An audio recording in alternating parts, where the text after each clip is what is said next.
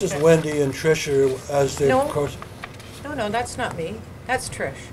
That's her. They argue like brother and sister, because in fact, they are. But a year ago, they were merely strangers. When you find somebody after this length of time, there's something about, like right now, Dawn and I aren't sitting close together, but usually we're really close. Like, I mean, you can't not touch him, and he can't not, you just want that physical connection. But for 60 years, Wendy Emerson didn't have that connection. She grew up with her half-sister and adoptive parents. Yet she'd always known she had more family out there. You don't feel complete, for one thing. You're always looking at people wondering if they're your relatives. So 30 years ago, she took action, contacting the Alberta Adoptive Agency in hopes of finding her 6 other siblings.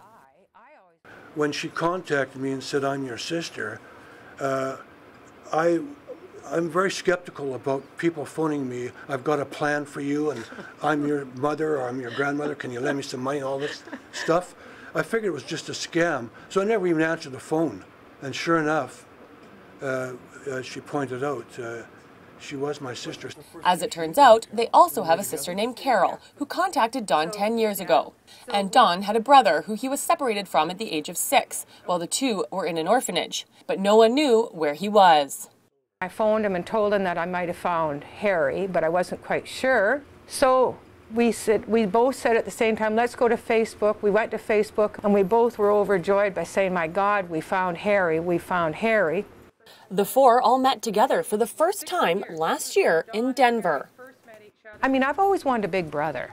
So I found 2 big brothers. I mean, I thought I was only going to find 1. I found 2. And a big sister. We're just getting to know each other and